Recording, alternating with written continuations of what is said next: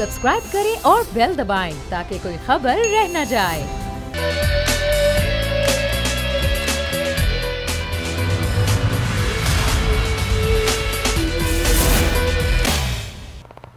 बिस्मिल्लाहिर्रहमानिर्रहीम, अस्सलाम वालेकुम। प्रोग्राम में मैं सुमैया रिजवान आपको वेलकम कहती हूँ। नाज़रीन, गिलगित बल्तिस्तान के इलेक्शन जिस पर सारे सबकी नज़रें लगी हुई हैं, सिर्फ एक रोज़ बाकी रह गया है। 15 नवंबर इतवार के रोज़ यहाँ पर इंतखाबी दंगल सजेगा। कुछ लोगों की मैंने आपको राय सुनाई कि गिलगित बल्तिस्तान के वो लोग हैं जो वहाँ के शहरी हैं, जो अपने हुकूक के लिए आवाज़ उठा रहे हैं। उनका यही कहना था कि मिला जुला रुझान है और सिर्फ उसी को हम वोट देंगे जो हमारे मसले हल करेगा, जो यहाँ की चीज़ों को समझता होगा, हम उसे वोट देंगे। तो देखना यह है कि अब इतवार के रोज़ जब वोट पड़ेगा तो वो पाकिस्तान तहरीक इंसाफ को पड़ेगा, पीपल्स पार्टी को पड़ेगा, या फिर वो पाकिस्तान मुस्लिम लीग नून को पड़ेगा। लेकिन यहाँ धांधली की भी बातें की जा रही हैं। कहा जा रहा है कि ज़्यादा जो जाली पोस्टल बैलेट पेपर्स हैं वो छपवाए गए हैं। इसी बात करने के लिए मेरे साथ मौजूद हैं निगरां वज़ीर आला गिलगित बल्तिस्तान के तर्जुमान हैं फैज़ुल्लाह साहब। बहुत शुक्रिया आपके वक्त का। सर, ये बताइएगा क्या इंतज़ामात हैं इतवार के इंतखाबात के हवाले से, क्या तैयारियाँ की जा रही हैं? ज़ाहिर बड़ा ज़बरदस्त उम्मीद की जा रही है इलेक्शन होगा, सबकी नज़रें लगी हैं इस इलेक्शन पर। अल्लाह के नाम से जो बड़ा मेहरबान निहायत रहम करने वाला है, बहुत शुक्रिया। गिलगित बल्तिस्तान को 15 नवंबर को होने वाले इंतखाबात की यकीन नेशनल इंटरनेशनल नजरों से दूर नहीं है। इस पर बैनुल-अक़वामी नजरें भी हैं और इस पर पूरे मुल्क की जमातें, पाकिस्तान की बड़ी जमातें क़यादत में गिलगित बल्तिस्तान की अखबस्ता हवाओं में जाके कैंपेन की है।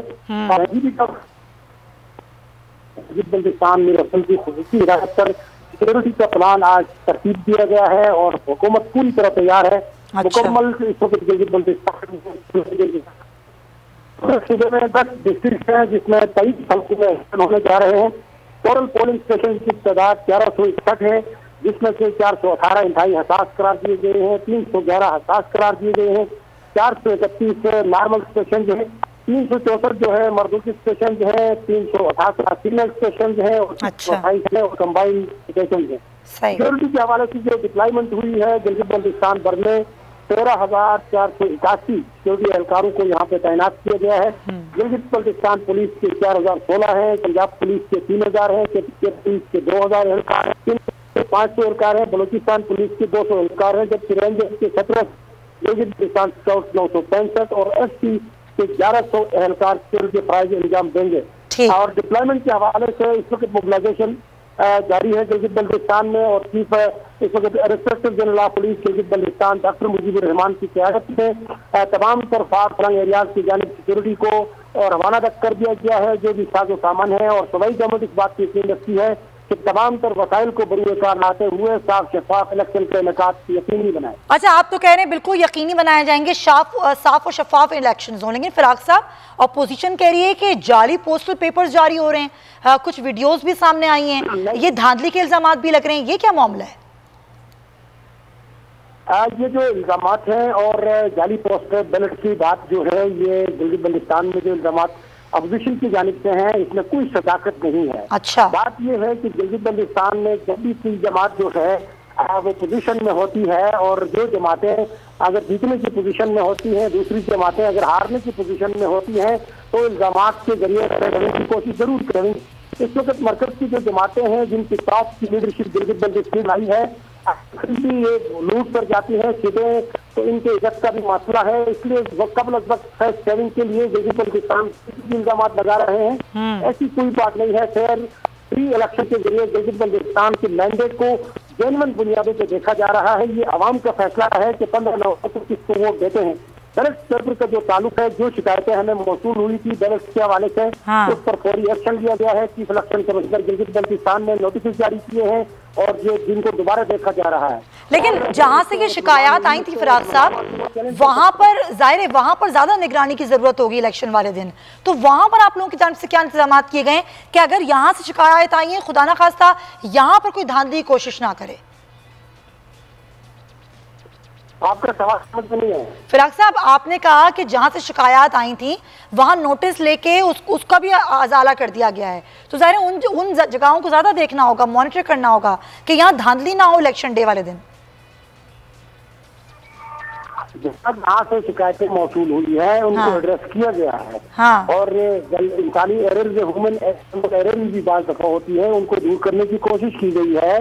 और हर शिकायत को सुना गया, चाहे वो बिलावल भुट्टो साहब की शिकायत है, चाहे मरियम नवाज साहिबा की शिकायत है, चाहे मौलाना फजल रहमान साहब की जमात की शिकायत है, तमाम चाहे वो PTI गंडापुर की शिकायत है, सब शिकायतों को सुना गया है, उनको इक्वल बुनियादी पर ट्रीट किया गया है। और जो इलेक्शन कमीशन और गवर्नमेंट की बिकात में थी उनको दूर करने की कोशिश की गई है।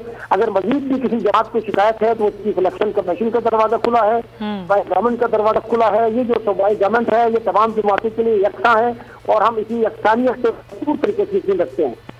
बिल्कुल सही, बहुत शुक्रिया आपका। फैजुल्लाह फराक मौजूद थे, तर्जुमान गिलगित बल्तिस्तान ज़ाहिर निगरान सेटअप का हिस्सा हैं और उनका यही कहना है कि ऐसी कोई बात नहीं है, ये धांधली की सिर्फ बातें की जा रही हैं, ये अपोजिशन सिर्फ इल्ज़ाम लगा रही है।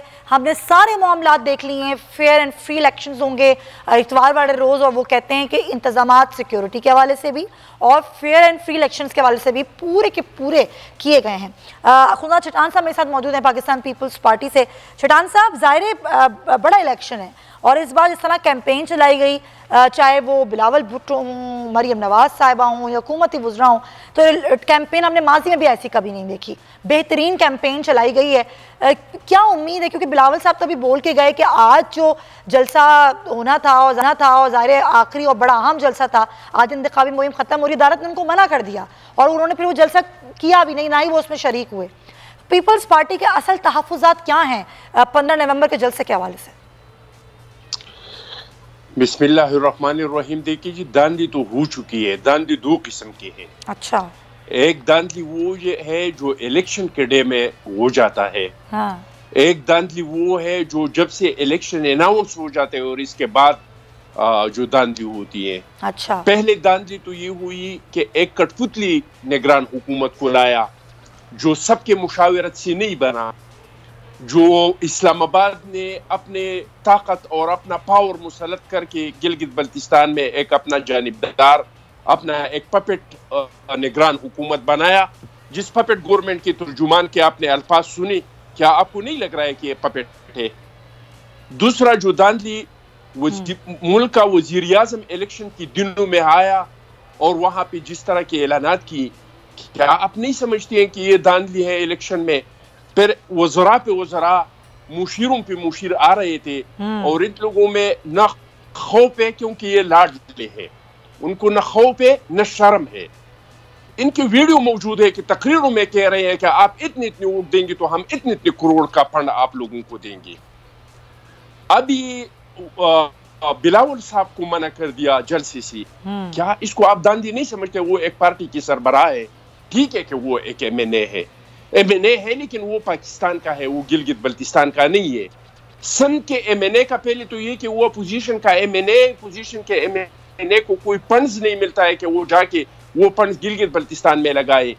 लेकिन अगर उसको फंड्स भी मिलता है तो पाकिस्तान का फंड्स गिलगित बल्तिस्तान में नहीं लग सकता है। उनको अगर कोई कुछ दे सकता है रिश्वत के ऊपर वोट लेने पे तो वो फेडरल मिनिस्टर दे सकते हैं, वो फेडरल जो मुशीर है वो दे सकते हैं। तो अभी तक जो धांधली हो रही थी वो आपने देख लिया। अभी उन्होंने क्या धांधली किया? इलेक्शन से एक दिन पहले हर डिस्ट्रिक्ट में जहां पे 500 सरकारी मुलाजिमीन है वहां पे 2,000, जहां पे 700 है वहां पे 1,000, वहां पे जो बिलेट है वो लोगों को दे दिए। अच्छा। तो हमारा ख्वाहिश था, पाकिस्तान के अवाम का ख्वाहिश है, क्योंकि पाकिस्तान के मसाइल का और कोई हल नहीं है। पाकिस्तान के मसाइल का हल ये है, पाकिस्तान के आईन में लिखा है, सबसे पहले सतूर में लिखा है कि इस मुल्क पे हाकिमियत अल्लाह ताला की तस्लीम की जाएगी। और इसके नीचे जो दूसरा लकीर है इसमें लिखा है कि पाकिस्तान के अवाम को ये हक हासिल होगा कि वो फैसला करे कि इस मुल्क का हुक्मरान कौन होगा। Point taken. और जब अवाम ने फैसला किया है, जब अवाम ने फैसला किया है, इन हुकूमतों का आप रिकॉर्ड उठा के देख ले, उन्होंने डिलीवर किया है। चलें ठीक है, मैं आती हूँ आपकी जानिब, क्योंकि इन तमाम तर बातों के बावजूद जो आप कर रहे हैं चटान साहब, जी 2 लफ्ज बोलें। अगर आप सिलेक्टेड हुकूमत को ला रही हैं, हाँ, तो जो हशर आपने पाकिस्तान का किया, हाँ, वो हशर गिलगित बल्तिस्तान। चलें, पॉइंट टेकन, पॉइंट टेकन। ये जाहिर है अभी एक रोज पता चली जाएगा कि किसको वोट देते हैं गिलगित के लोग। तमीना सुल्ताना साहब पाकिस्तान मुस्लिम लीग नून से हमारे साथ मौजूद है, उनसे बात करेंगे।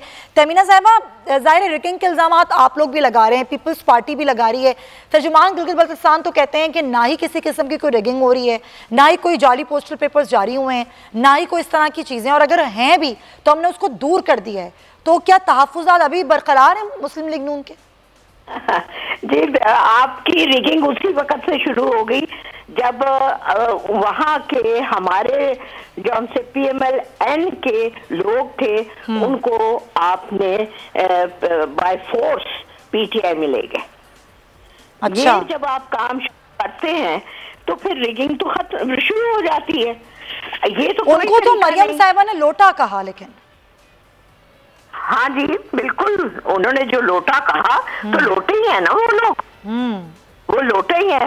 उनको यहाँ से लेके उधर ले गए, नेचुरली वो लोटे ही हैं। और लोटे और इलेक्टेबल्स जो से लोग होते हैं वो किसी पार्टी के नहीं होते, they are all the time moving.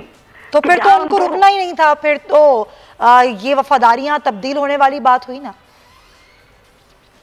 जी, मेरा मतलब ये है कि बार बार वफादारियां तब्दील सिर्फ होती नहीं है, कराई भी जाती हैं। अच्छा। और उसके तरीके होते हैं, बहुत कम लोग के अंदर हिम्मत होती है। माने हम लोग जो पांव पर खड़े हैं, हमें जितना तंग किया जा रहा है, हमारी बिजनेसेस में हमें हर तरीके से तंग किया जा रहा है।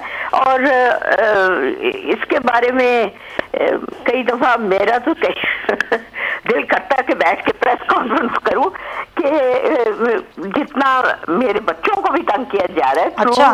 द बैंक ये लोग करते हैं, बिजनेस वाला तो बिल्कुल ही कमजोर हो जाता है। मगर मैंने कहा अपने बच्चों को, मैंने कहा जितनी मर्जी मुश्किल वक्त आएगा, हम उस मुश्किल वक्त को फेस करते आ रहे हैं और हम करते आ रहे हैं। हम मियां नवाज शरीफ के साथ हैं। हम नहीं पसंद करते कि there should be a state within us. बिल्कुल सही, ये आपका, और जाहिर है इस पे आप कहेंगे कि हमें पर्सनली मुश्किलात हो रही हैं, लेकिन सवाल ब्रेक के बाद मैं रखूंगी आप दोनों के लिए कि उसके बावजूद अगर पीपल्स पार्टी या नून लीग जीत जाती है तो तब भी आप लोग यही कहेंगे कि धांधली हुई थी। स्टे विद अस।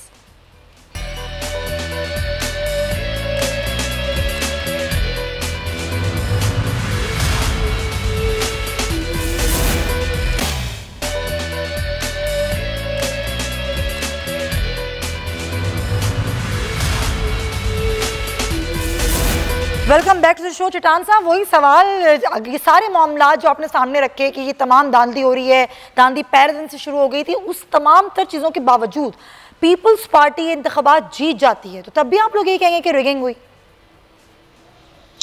देखिए जी, ये कोई पहले बार तो नहीं हो रहा है, बहुत सारे दफा इस तरह का हुआ है। हमने जब भी इलेक्शन जीता है तो हमारे हराने की कोशिश की गई है। अच्छा। इसके बावजूद भी हम जीते हैं। 2008 का इलेक्शन आप ले लें, 2008 में हमें मुकम्मल हराने की कोशिश की गई, फिर भी हम जीत गए। इससे पहले भी हम बार बार जीते हैं। और मैं समझता हूं कि अब अवाम इस चीज को समझ गए हैं कि अगर हम अपने आप पे सिलेक्टेड को मुसल्लत करेंगे तो फिर हमारा क्या होगा, फिर हमारे साथ क्या होगा, फिर यही होगा। आप कह रहे हैं कि आप लोगों को हराने की कोशिश की जा रही है इस बार भी। जरा मैं पाकिस्तान तहरीक इंसाफ का सदाकत अली अब्बासी साहब हमारे साथ मौजूद हैं। अब्बासी साहब, ये जो रिगिंग के इल्जामात लग रहे हैं और ये कहा जा रहा है कि एक्स्ट्रा जो जाली पोस्टल पेपर्स हैं ये जारी किए गए, ये क्या वाकई ऐसा ही कुछ हो रहा है? और अगर ऐसे कुछ हो रहा है तो हुकूमत का क्या मौक़िफ़ है? ये दोनों पार्टी इल्जाम लगा रही हैं आप पर। जी, इनके यहाँ तमाम इलेक्शन धांधली वाले हैं, जिनमें ये हार जाएं और जिनमें ये जीत जाएं वो इलेक्शन ठीक है। 2018 में ये सिंध में जीत गए हैं, वो इलेक्शन ठीक था। पंजाब में इनको 300 400 वोट पीपल्स पार्टी को पड़ा है, तो वो इलेक्शन रिग्ड है। अभी इनको पता चल गया कि ये जीबी का इलेक्शन हार रहे हैं, इसलिए वो अभी तो इलेक्शन ही नहीं हुए तो पता कैसे चल गया? नहीं, वही बात है, इनको पता चल गया ना। अब्बासी साहब, अब्बासी साहब की आवाज़ मुझे नहीं आ रही है, हम आपको रिकनेक्ट करने की कोशिश करते हैं। अब्बासी साहब कह रहे हैं कि पता चल गया है पीपल्स पार्टी को, नून लीग को। चट्टान साहब कैसे पता चल गया आपको आप लोग हारने वाले हैं?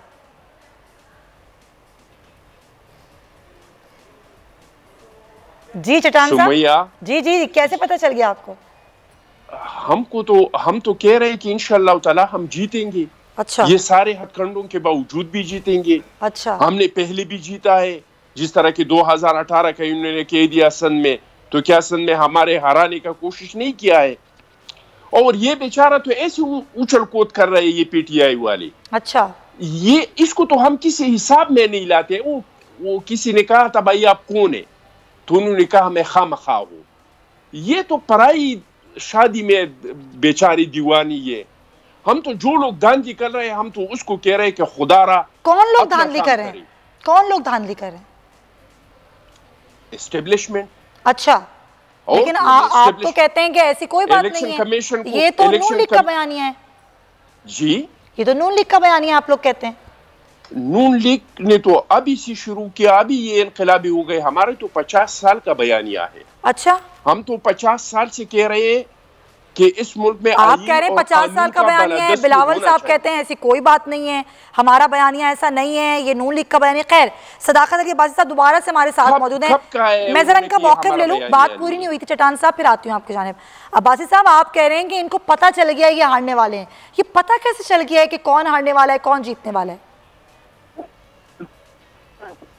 रैलीज होती हैं, नीचे पता होता है कि स्टेक होल्डर कौन कौन थे। आप पता जीटी में कोई हजारों वोट तो पड़ते नहीं होते हैं, छोटे छोटे बात इनको तो इनकी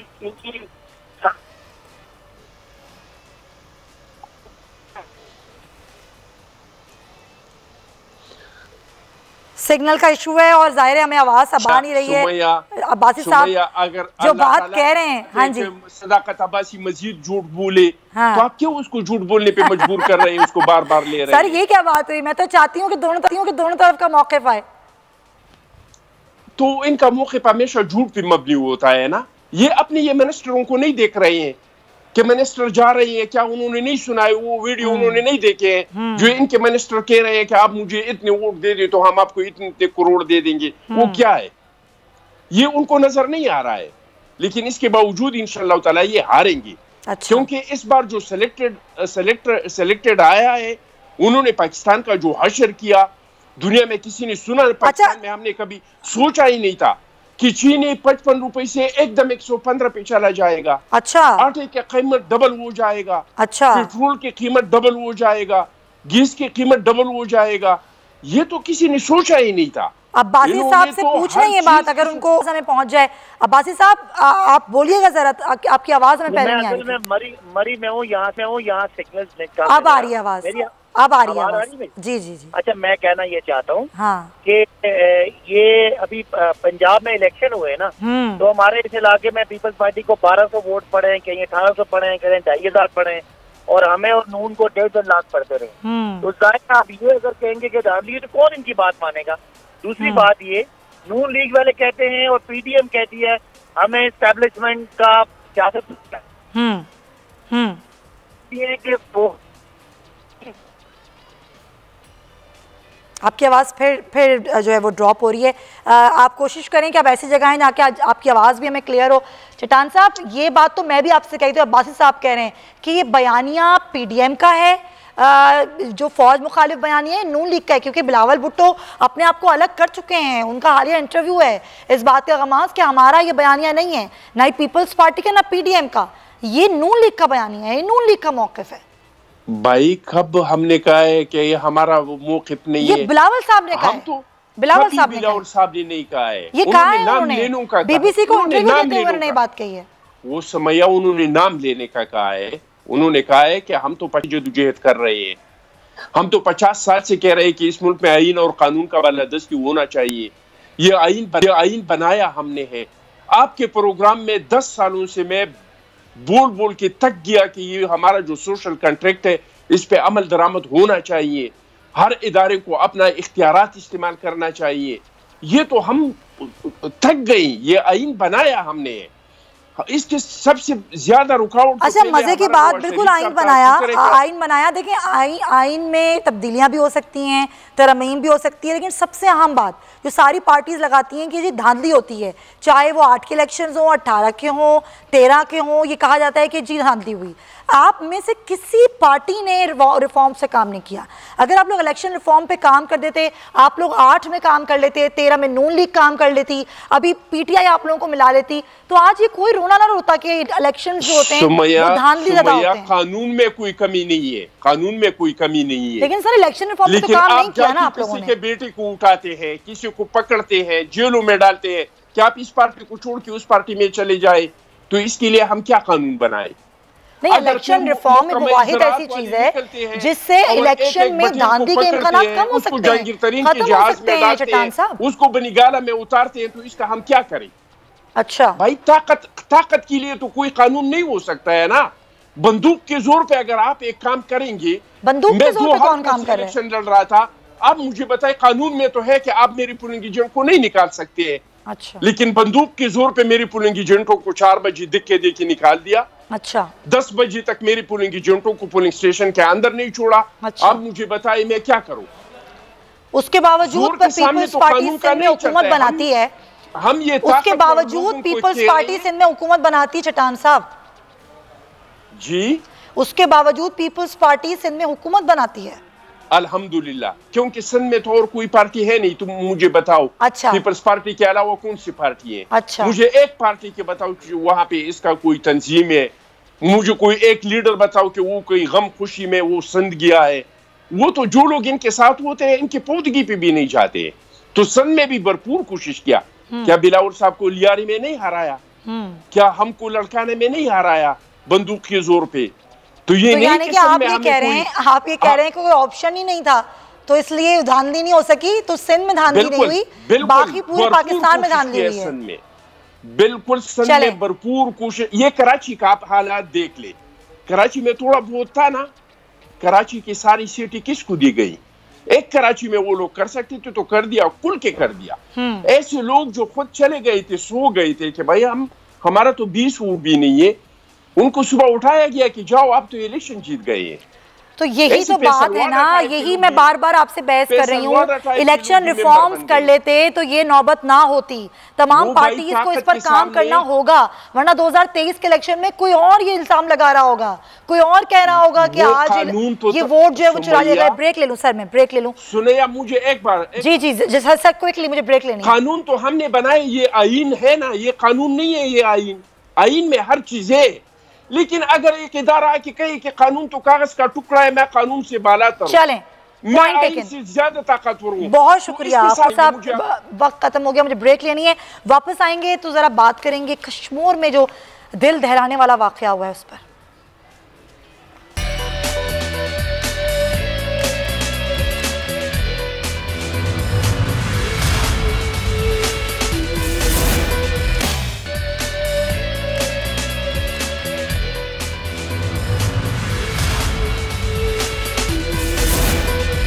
वेलकम बैक नाजरीन। 2 दिन से मेरे सामने ये वाकया था और मैं हिम्मत ही नहीं कर पा रही थी कि इस पर बात करूं। कितने दर्जनों वाकयात इस तरह के ज़्यादती के हमारे सामने आते हैं, हम मजबूर हैं, हमें खबर देनी पड़ती है, इस पर बात भी करनी पड़ती है।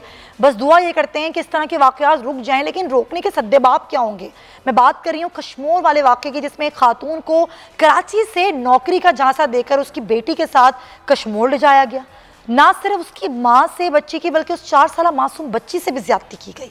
उसको तशद्दुद का निशाना बनाया गया और उसको इस शर्त पे छोड़ा गया कि उसकी माँ एक और लड़की लाके उन मुल्जिमान को देगी, जिस पर पुलिस ऑफिसर ने बहादुरी दिखाई, अपनी बेटी को उसकी साथी बनाकर उसके साथ रवाना किया और उसकी बेटी को बाजियाब कराया। लेकिन उसकी हालत अभी भी खतरे से बाहर नहीं है। वो चांटका लाड़काना के अस्पताल में बच्ची ज़ेर इलाज है, उसके एक ऑपरेशन हो चुका है और अभी भी वो इमरजेंसी में है।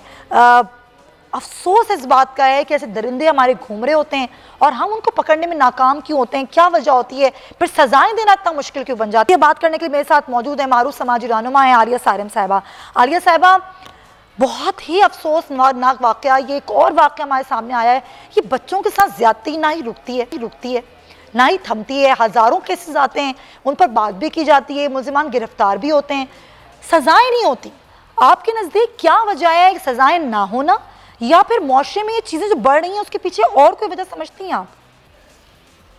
देखिए, बात ये है कि अगर इस वक्त हम इस एक केस से बात करें, वैसे तो ऑल ओवर पाकिस्तान ये सारे केसेस आ रहे हैं, लेकिन इस वक्त अगर हम खाली कश्मीर के हवाले से थोड़ी सी बात करना चाहें, यहाँ पर जो निज़ाम है ये कबायली निज़ाम है इस इलाके में, इस हिस्से में, और जरगा सिस्टम भी काम करता है। कबायली निज़ाम में औरत की क्या हैसियत है और मर्द की क्या पावर है, ये हम बहुत अच्छी तरह से जानते हैं। कानून में औरत और मर्द दोनों को इंसान की तरह को लिया जा रहा होता है और उनको उसी हवाले से सजाएं मिलती हैं। लेकिन जिस सिस्टम में औरत की हैसियत को मुतनाज़ा बना दिया जाए, औरत की हैसियत को क्लियर ना किया जाए, वहाँ पे मसले मसाइल बहुत बढ़ जाते हैं। ये जिस इलाके की हम बात कर रहे हैं कश्मीर की, ये वो इलाका है कि जहाँ पर जब दो गुरोहों में और कबीलों में झगड़े होते हैं तो कत्ल भी खुद ही कर देना और जरगे में फैसला कर देना भी आसान है।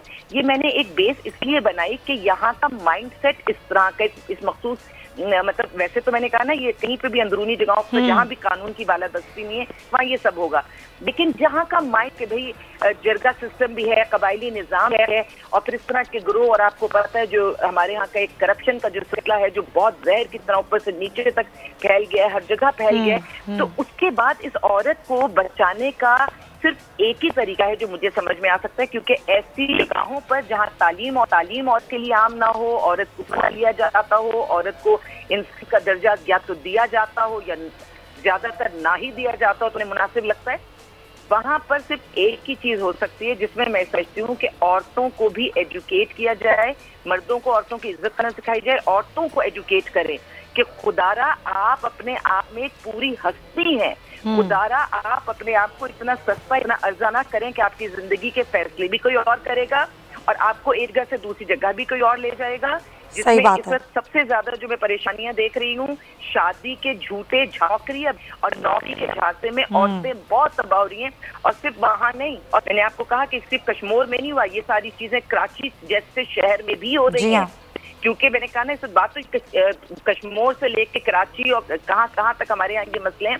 तो औरतों को एजुकेट करना चाहिए कि शादी के हवाले से खुदारा, शादी एक फर्ज है और एक अच्छी चीज है, जिंदगी में जरूरी है, लेकिन क्या हम औरत के जहन में एक ही बात डालेंगे कि तुम सिर्फ पैदा इसलिए हुई हो कि तुमने शादी करनी है, और ये बात इस शिद्दत से डालेंगे कि वो औरत अच्छे बुरे का फैसला नहीं करेगी या इतना इंतजार भी नहीं करेगी कि अच्छा इंसान तो हम जरूर शादी कर ले, लेकिन हम किसी और लालच की बुनियाद पर या हम किसी जल्दी में कोई गलत फैसला ना करें। हमने औरतों के जहन में जो दो चार चीजें डाल दी हैं उससे औरतें कई दफा गलत फैसले कर रही होती हैं।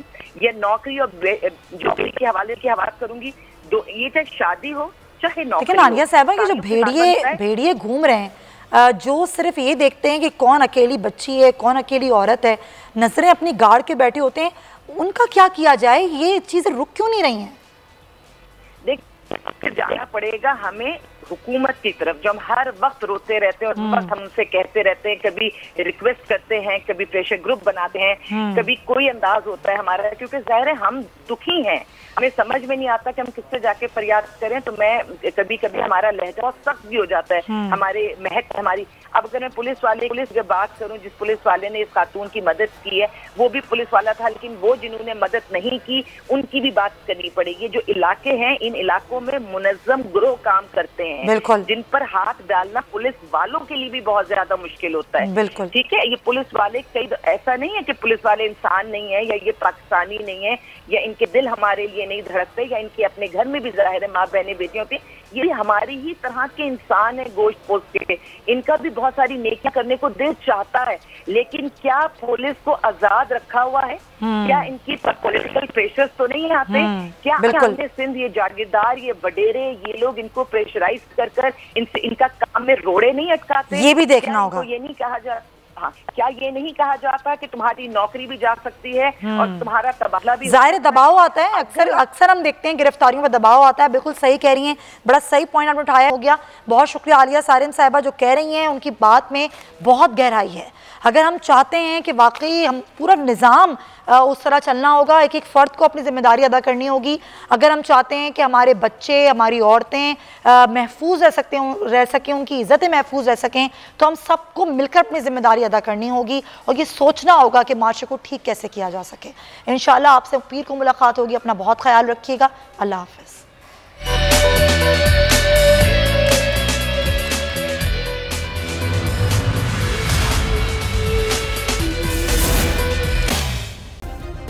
सब्सक्राइब करें और बेल दबाएं ताकि कोई खबर रह न जाए।